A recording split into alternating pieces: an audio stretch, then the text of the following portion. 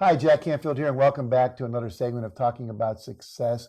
I'm here with Buck Jones, who is the author of a book called Success at Retail, one 15-minute break at a time, which is when you're saying people can actually read this one 15-minute break at a time. Very, very clever. And you are someone who's both a consumer advocate and you're also working on the retail side, dealing with people, trying to get customer service to come up so that people Exactly. don't have to have complaints. Exactly. Exactly. So, if you talk to everybody, and I think we've all experienced it, customer service is probably at an all-time low in America, maybe all around the world. I don't know, but certainly in our country. Why do you think it's so low right now? Jack, it's really gotten tough, I think, over the last couple of years. And basically, the studies we're seeing right now, about 50% of the adults will file either a product or service complaint in the next 12 months. And we have this workforce that's really an entry-level workforce, paid minimum wage, that turns over almost 80% annually. So you've got this workforce you're trying to train, and it's very difficult to do that. And so it's just these problems have just compounded each other right now. And also, we've got 3 or 4 other instances coming into play here from the younger generation growing up and how they feel about their existence and what things they're willing to do. And so it's difficult to find people even to work. I'm going to ask the question on my own ignorance. This turnover that's so high in retail, is it because people just aren't satisfied? Is it because they just see it as an entry-level job to move to something different? Why is it so high? I think in many cases it really is. And that's one thing about much of the retail business. It is entry-level positions. Some of the first jobs that we ever have are at those retail levels. And as they start moving up the line, they'll find another retailer they can go to, or they'll move to a different level. But it continually changes over, and that's one of the big problems with the industry.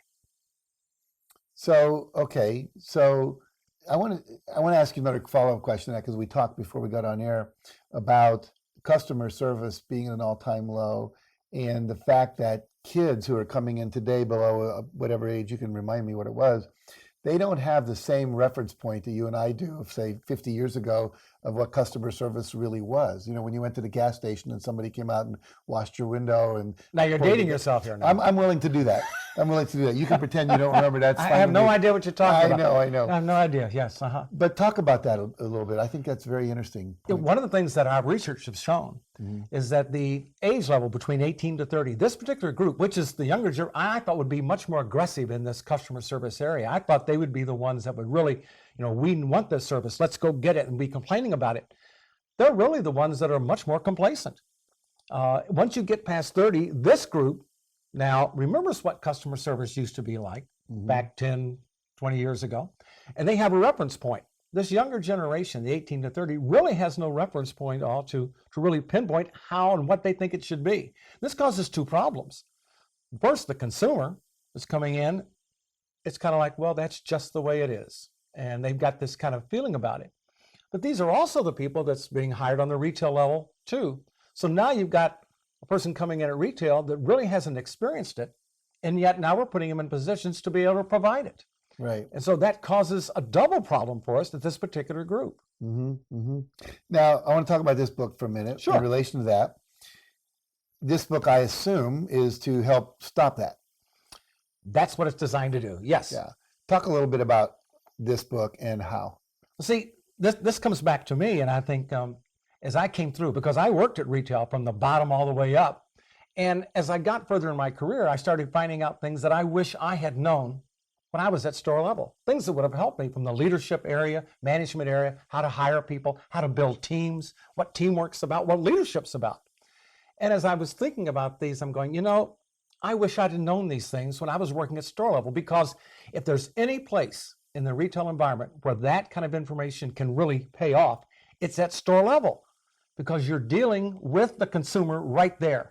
So as you learn to build a team to work with the consumer, as you learn to understand what customer service is, as you learn what being a manager is versus being an employee, those all happen right there at store level. So I wrote the book from that standpoint, and there's actually 16 different chapters, and each chapter is a story about things that maybe I did wrong at that. Well, I don't want to admit it that way, but things I didn't do quite right at that time, Jack. Right. And hopefully now people can learn from that and do That's it the the right idea. way. Sure. Very good. And we put it at 15-minute break at a time, because We all get 15-minute breaks in the retail environment. Well, I love a book like this. It feels like I can ingest it. It's not like a big, thick chemistry test book, we had to carry around in high school and not feel so good about.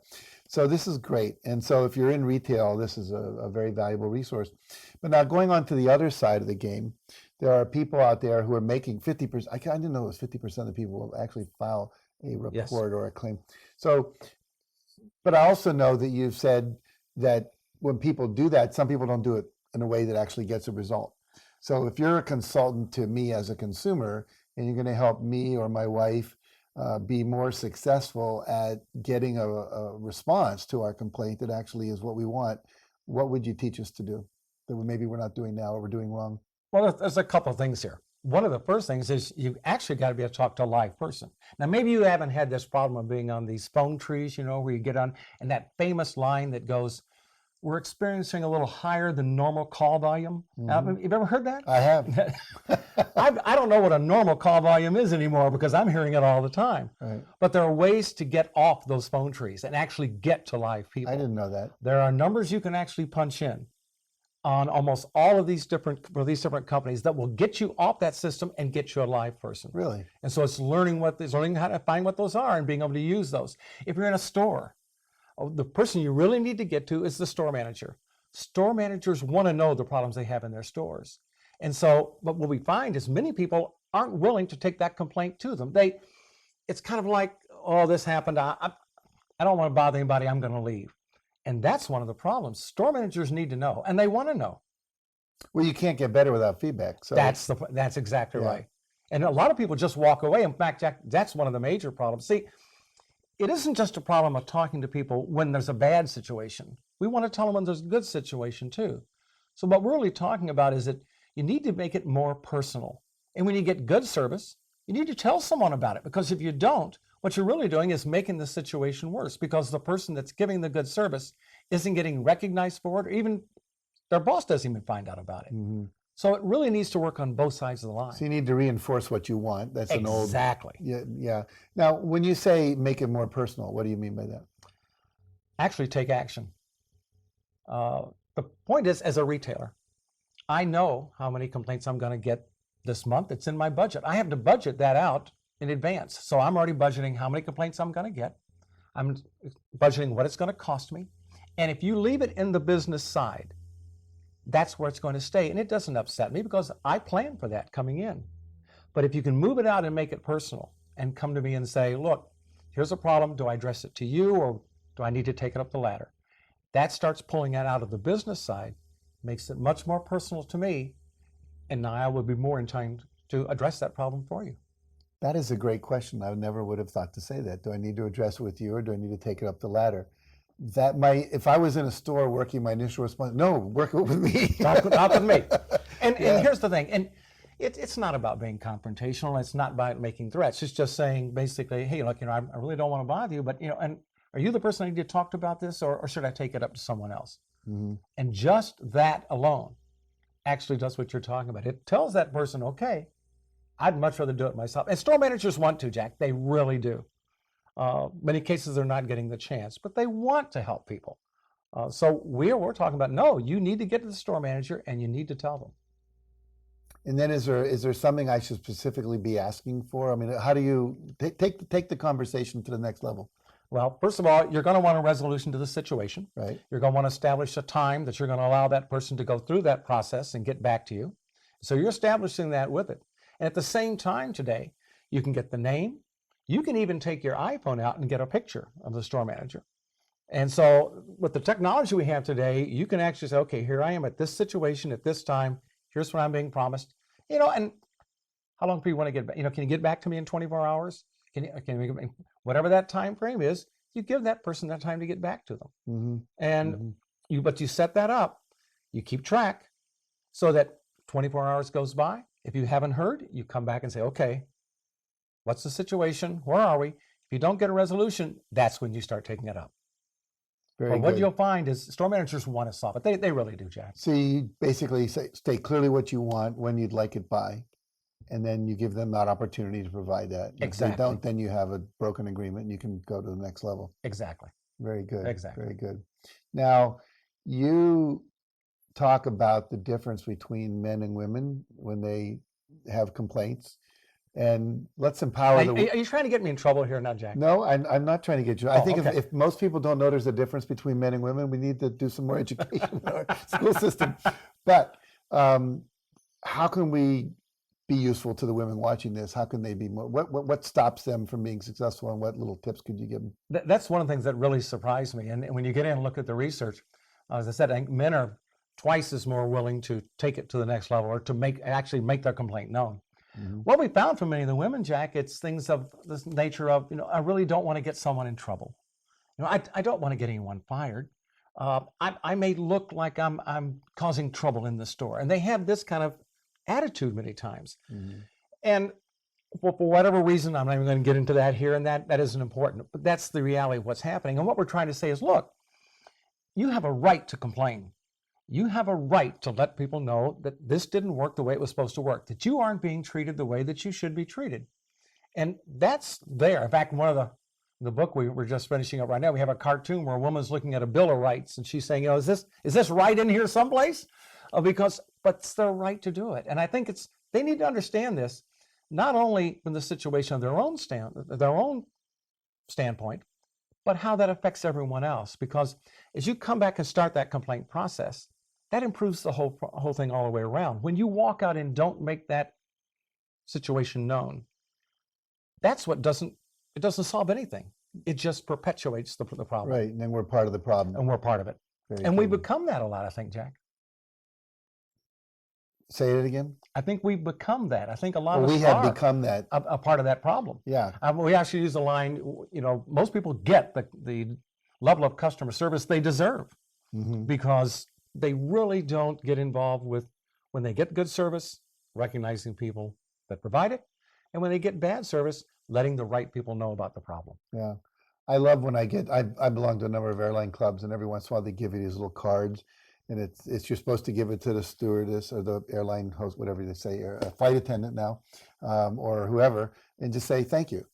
Now, do you do that? I do. And what's their reaction? They love it.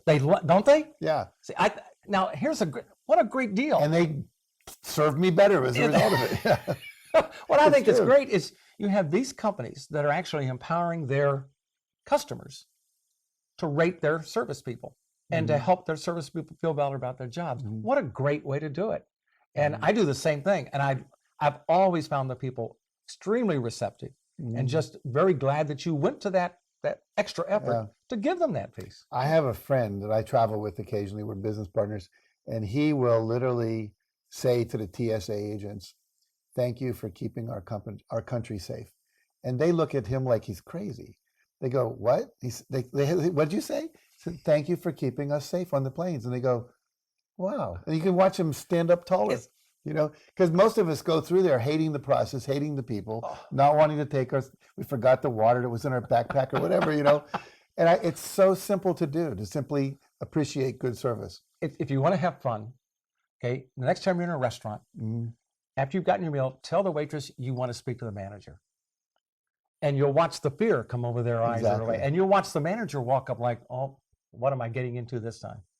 And then even complimenting the waitress or telling the manager, it's like, my goodness, this doesn't happen much at all. And it's a shame that it doesn't. Yes. It's really a shame because they hear about it when it's bad. Right. And they feel like they've been beaten down so much. And just to go through that process like you're talking about, I think pays dividends, because what happens, that person is going to be even nicer to the next person they serve. And the people that are around them that see that person get recognized, they start thinking, maybe I ought to be a little better to the people I'm taking care of. And I think it helps build everything right up.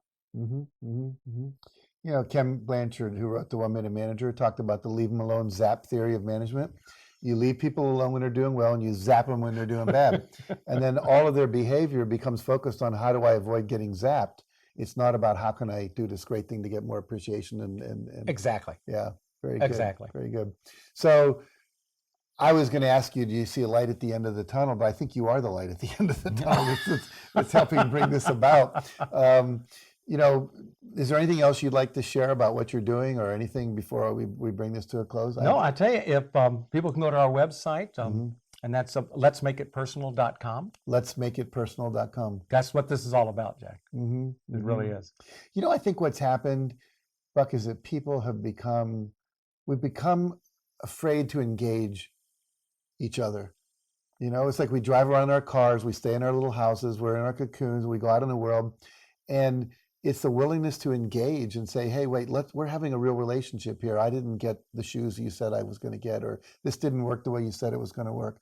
And that requires the willingness to engage each other.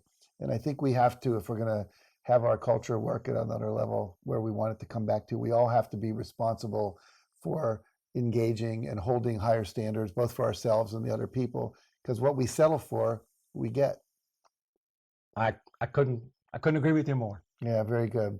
Okay, so letsmakeitpersonal.com. That's right. And this book is called Success at Retail, 1 15-minute break at a time.